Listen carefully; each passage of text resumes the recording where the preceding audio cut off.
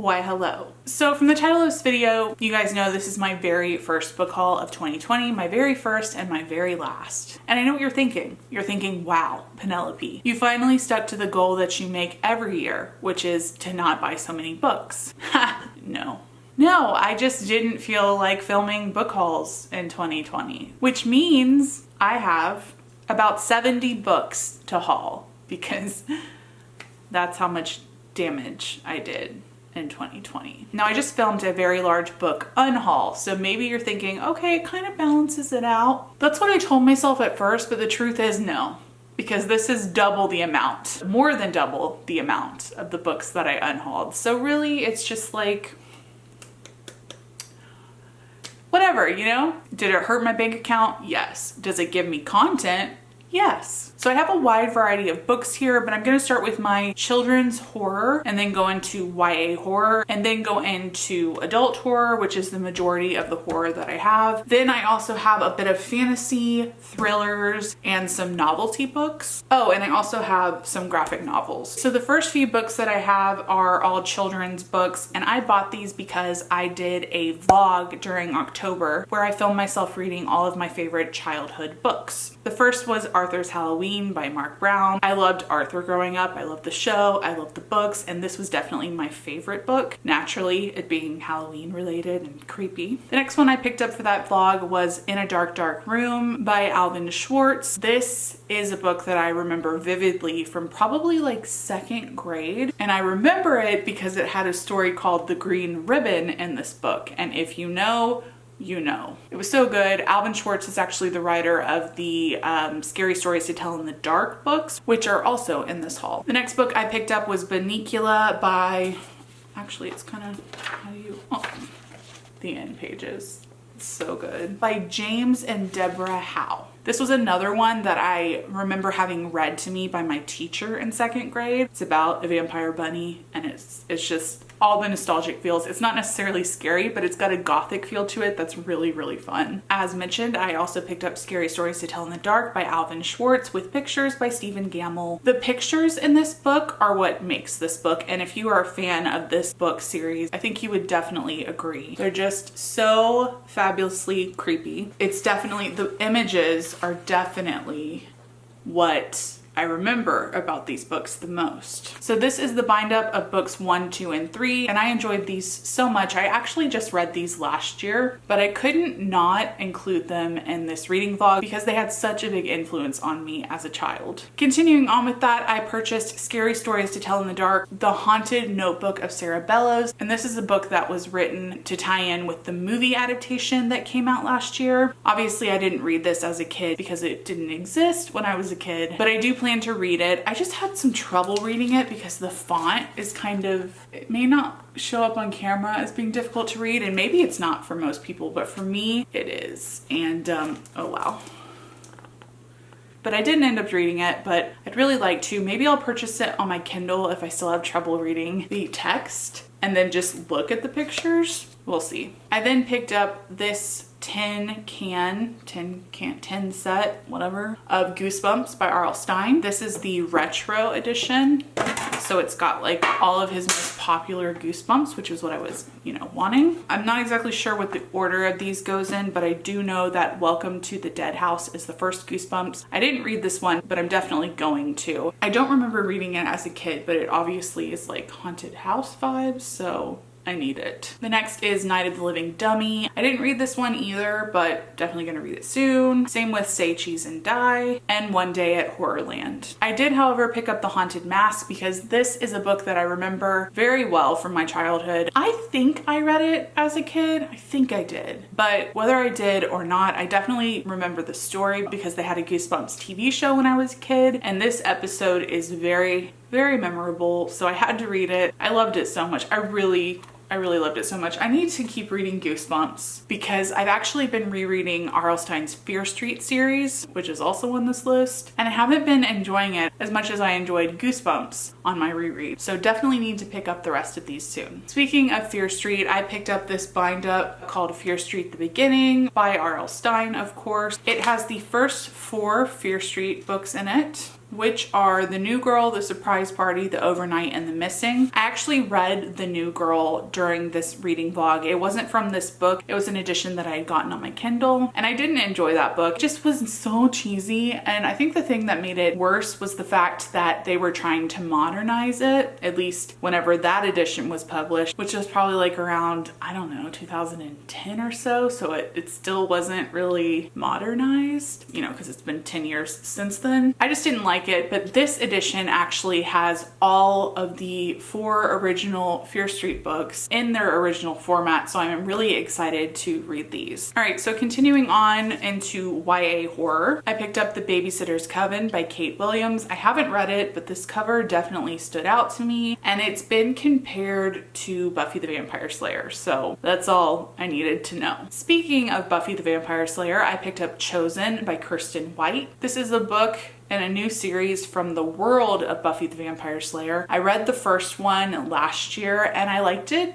okay. I think I gave it a 3.5. It follows a Slayer who was actually the daughter of Buffy's first watcher, Merrick, and I did enjoy it. I mean, it wasn't my favorite, but I enjoyed it, so I do want to continue on with the series. The next YA horror I picked up is Burn Our Bodies Down by Rory Power. While I haven't read Rory Power yet, I do own Wilder Girls, so I plan to pick that one up and then also pick this one up. Maybe I'll do a reading vlog if you guys would be interested in seeing that. I have heard that her books are very strange and people have very mixed feelings about them, so that definitely intrigues me. The final YA horror book that I picked up is Clown in a Cornfield by Adam Caesar. This was so good. I read it during October and it had all of the spooky Halloween vibes that you want. It was very like early 2000s slasher film and I just loved it so much. I talked more about this book in my October reading plans wrap-up video, but the thing that I really loved about this book was that even though it is marketed as YA horror, it read very adult to me. It really seemed like an adult book that was about young adults, and I really liked that about it.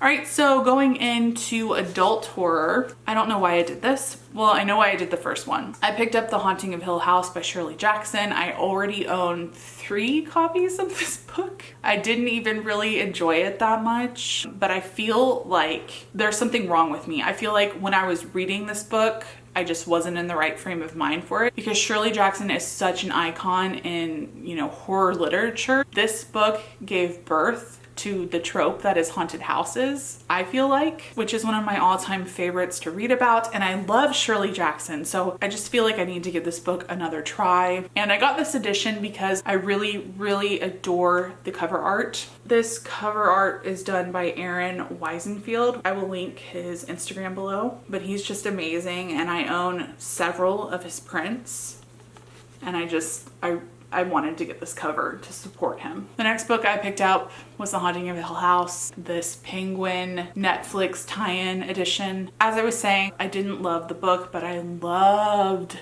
the Netflix adaptation. And I just wanted to own this version before it goes away, so that's what I did. I then picked up Looking Glass by Christina Henry. This is the 3rd and final book in her Dark Alice in Wonderland horror retelling. It's very adult, it's very graphic. I read the first one and I really enjoyed it. It's been many years since I read it, so I need to reread it before continuing on with the series, but I just felt like I wanted to own all of them and that would give me the push that I need to finally complete this series. So really hoping for that in 2021. Another Christina Henry book that I picked up is The Girl in Red, and this is an apocalyptic sort of Little Red Riding Hood retelling, but I think it's based very loosely on that. Yeah, it's post-apocalyptic and it just seems amazing. This year I really got into post-apocalyptic, like the trope of post-apocalyptic, I guess you could call it, and that was from playing the video games The Last of Us Part 1 and 2. Now I just want to read and watch anything that has similar vibes to that, so I'm really excited to pick this up. The next book I picked up is Imaginary Friend by Stephen Chbosky. I've been wanting to pick this one up for a while, and I read Stephen Chbosky's debut novel, The Perks of Being a Wallflower. Didn't enjoy it, did enjoy the movie, but I wanted to pick this up because this is his foray into horror. I've heard mixed things about it, but I saw that the price had gone down significantly on Amazon, so I grabbed it. The next horror type book that I picked up is Shadows of Foxworth by VC Andrews. It's not by VC Andrews. It's by a ghostwriter. Is that what you call it? I can't remember what his actual name is, but VC Andrews obviously passed away many, many years ago. But she gave birth to this gothic horror series that began with Flowers in the Attic. It's a dark cult classic book from this late 70s, early 80s. And it's, you know, it's got a huge following. I don't necessarily consider it horror. It's very gothic in nature, at least the first book is, but for some reason this series always gets grouped into that genre, so I guess I'll put it in here. But anyway, this is I believe it's the final book out of 3 or 4 books in a spin-off series, and it tells the story of the ancestors of the Foxworth family. The next book I picked up is The Boatman's Daughter by Andy Davidson. I don't know what this book is about, but I know it's very gothic, and I think it takes place in like the deep south, and it has to do with like some kind of urban legend. This one came out in February and I was really excited about it. Did I pick it up? No, but I'm gonna. The next book I picked up is The Deep by Alma Katsu. This is described as a historical fiction horror. It follows some of the survivors of the Titanic, and apparently it alludes to the fact that the Titanic was haunted, I believe, or maybe the people who survived the ship sinking are haunted now by spirits of the people who didn't. I don't know, but this cover's amazing. I can't wait to read it, but it came out in like March and I bought it then. The next book that I picked up is Baby Teeth by Zoe Stage, or maybe it's Zoe Stage. I'm not 100% sure, but I picked this one up. I liked it. I didn't love it. A lot of people who have read it this year tended to hate it, but I was intrigued enough to pick up her next book, which is Wonderland. There's actually a blurb on the back of this that says that this book is as if Shirley Jackson had written The Shining.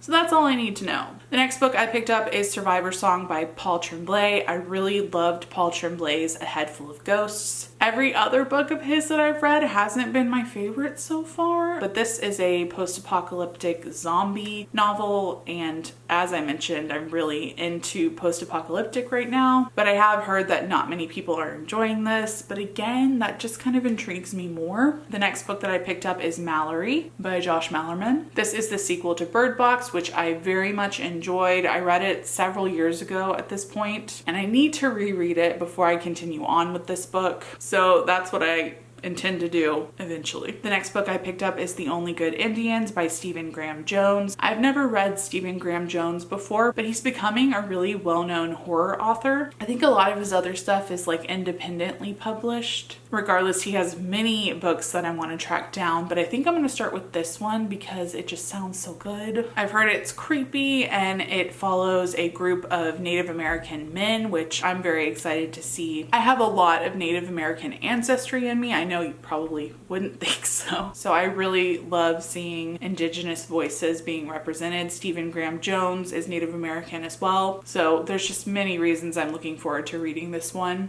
The next book I picked up is this gorgeous edition of Dracula by Bram Stoker, and this is a Puffins edition. I just love it so much. It's so good. And eventually I want to reread Dracula. I read it in college for a class about villains that I took, which was fantastic. So I really, really do want to reread this sometime. The next book I picked up is Frankenstein by Mary Shelley. This is a Penguin Classics Horror Edition, and I love these editions so much. I own 2 of them already. Where are they? Damn.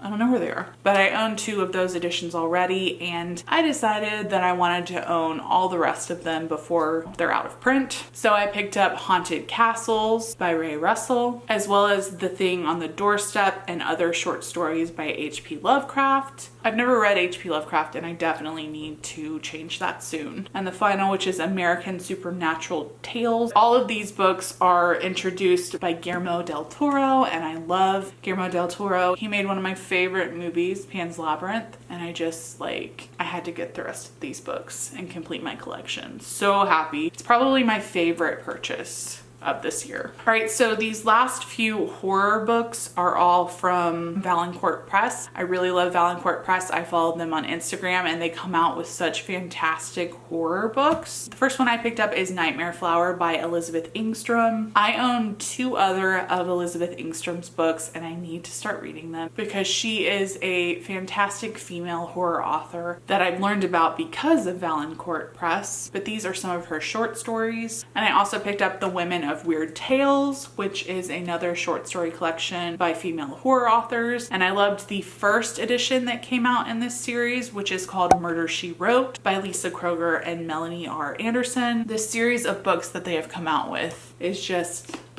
fantastic and it honors lesser known female horror authors and I'm all about that life. So love these, and I think they have 2 more editions coming out in 2021, which I've already pre-ordered. The rest of these books that I picked up are all from Valancourt Press as well, and they are Paperback from Hell editions. If you don't know, Paperback from Hell was this textbook type book that Valancourt Press released a few years ago, and in it they had all of these fantastic horror novels, mostly like mass paperback produced horror novels that came out in the 70s and 80s. And they recently started releasing these new editions of some of those books because a lot of them are now out of print or really hard to find. The first that I picked up is The Pack by David Fisher. The next is Nightblood by T. Chris Martindale. I then picked up Let's Go Play at the Adamses by Mendel W. Johnson. Stage Fright by Barrett Boatman, and this cover, like, so good. Familiar Spirit by Lisa Tuttle, and The Auctioneer by Joan Sampson. The last 4 books that I picked up are from Valancourt's Book of Horror Stories collection. This is volume 1, volume 2, and that cover.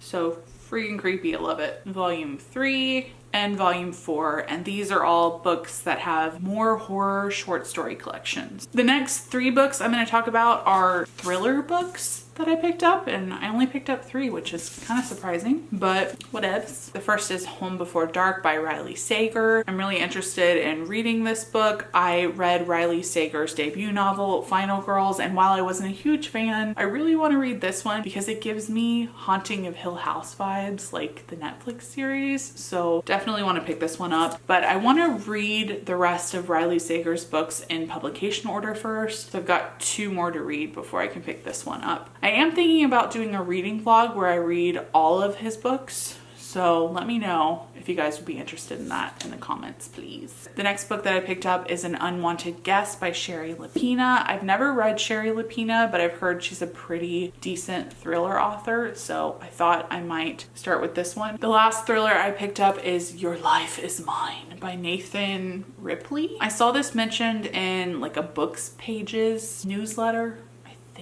I haven't heard anyone on BookTube talk about it, but it sounded interesting. Oh, this is why I picked it up. Also, Ian Reid, the author of I'm Thinking of Ending Things, blurbed it. And I loved I'm Thinking of Ending Things, the book, not the movie. The next few books that I purchased are all fantasy, and I purchased Uprooted by Naomi Novik, as well as Spinning Silver, also by Naomi Novik. These 2 books were in a Illumicrate special edition. They're beautiful. I already own both of these books. I actually own Uprooted in the US edition as well as the UK edition that looks just like this, except it doesn't have the gilded pages, but I just saw them on Illumicrate's Instagram and I had to have them, so now I do. Speaking of Illumicrate, I also picked up The Last Wish by this author, whose name I will never be able to pronounce, but he is a Polish author. And this is the first book in the Witcher series, which I fell in love with this time last year when The Witcher season 1 premiered on Netflix. I actually read this book already in a different edition, but I want to reread it before I continue on with this series. The final fantasy book that I bought is A Storm of Swords, the illustrated edition by George R.R. Martin. You guys know I love A Song of Ice and Fire. I loved Game of Thrones up till about season 7, 8, and I had to have this illustrated edition for my collection. I have the first 2 books in the illustrated edition, and I really want to reread the series sometime before George R.R. Martin releases the 6th book, if he ever does. But a part of me knows that as soon as I reread the series and I'm like ready for the 6th one, it's probably going to take 5 more years. So it's like, I I don't know, but I do think I want to reread it in 2021 because I just need to get the horrible ending that the TV show created out of my head and bring my love back for this franchise. So yeah. The next 3 books that I purchased are all novelty type books, and I picked up Bad Girls Throughout History. It's a book that I saw years ago and I've just wanted to purchase since then, but I haven't, so I finally did. The next book is The Art of the Last of Us. As I mentioned, I loved The Last of Us. Such a fantastic video game. So I tracked this down, and then I also picked up the second one for The Last of Us Part 2. This is very large. It has this art marquee included. Is that the right word? I don't know. And then it has the book. Oh, it has black edges too. Oh, love that for me. And the last pile of books that I purchased are graphic novels, so I'm just gonna go through them real quickly. The first that I picked up is The Lottery by Shirley Jackson. This is, like I said, a graphic novel edition. And as soon as I saw this edition done in graphic novel form, I knew I had to have it. The next 2 graphic novels I picked up are in a series that I love called Giant Days, and I picked up Giant Days Volume 13 and the final volume in this series, Volume 14. This is such a beloved series to me. It's so funny, but it can also be deep and emotional. And it's just about a female friendship that I adore. And I love these books so much. I'm so sad to see this series coming to an end, but really love it. The next graphic novel I picked up is Horizon Zero Dawn, The Sunhawk by all of these authors. I loved playing Horizon Zero Dawn when it came out a few years ago. I'm actually planning to replay it very soon because the second video game is going to be coming out in 2021. I don't know exactly when, but I know it is. And I know that is what's going to be the thing to make me buy a PS5. Of course I want one right now, but they're so expensive and they're so hard to find and they're always out of stock. But when the second video game for Horizon Zero Dawn comes out, I will definitely be purchasing a PS5, and that's probably when my reading is gonna suffer. But what ifs. The next graphic novel I picked up is The Last of Us American Dreams, and while I didn't love this graphic novel much at all, I had to buy it because, like I mentioned several times already, I absolutely loved playing The Last of Us this year, and I'm very happy to have it in my collection. The rest of these graphic novels are all Buffy the Vampire Slayer graphic novels. The first one that I purchased is Legacy Book 1, which I'll put right here, Legacy Book 2, and then Legacy Volume 3, which I actually pre-ordered and is going to be coming out next week. So I'm very excited about that. These are all bind up graphic novels of the earlier Buffy the Vampire Slayer graphic novels from like the 90s and the early 2000s. A lot of which I own, but I had to purchase this anyway because I'm such a huge Buffy fan, naturally. This next one is Guarded, which is Volume 3 and Season 9. I also have New Rules, which is Volume 1 and Season 10, and I Wish, which is Volume 2 and Season 10. Then I also have this gigantic library edition of Season 10. I don't think it's all of Season 10. Yeah, it says Season 10 Volume 1. I think there's 2 or 3 volumes in each of the library editions. The next I got is the Buffy the Vampire Slayer Season 12. Oh, it says the complete Season 12 collected together for the first time, so there's only 1 volume in this. As you guys know, I am a huge Buffy fan and I just really wanted to collect the graphic novels. I collected Season 8 as it came out and then I just didn't love it. So I deeply regret that I didn't continue buying them as they came out, and now they're very hard to find. So that's why these are all like kind of scattered throughout. And yes, I hate myself for that. I do. The last 3 graphic novels that I got are also Buffy. It's got all the same characters, but it's retold as if it's happening in modern times. And while at first I was like, oh, why would you do that? I mean, the 90s. Buffy, it goes together, you know? While originally I felt that way, I have been enjoying this revamp of the series. This is called Hellmouth, and then I got another special edition of that because look at that freaking cover. Look at that cover. There's really nothing else to say. We don't need to talk about it. And then I got volume 4, which is Ring of Fire. I enjoyed this edition. Hellmouth, not so much, but still had to have them. All right, guys, so that's all for this extremely long book haul. My low battery is flashing, so I need to make this quick. In the comments below, I would love for you guys to let me know if you have read any of these books, if you bought any of these books this year, what you thought about them, did you like them, did you not like them so much? All of those things that you know. I just want to know. I'd also love to know some of the books that you purchased this year, or if you're stronger than me and you went on a successful book buying ban for 2020. If so, I fully support you. Please teach me your ways. All right, guys, so that's all for this video. I hope that you enjoyed it, and I will see you in my next one.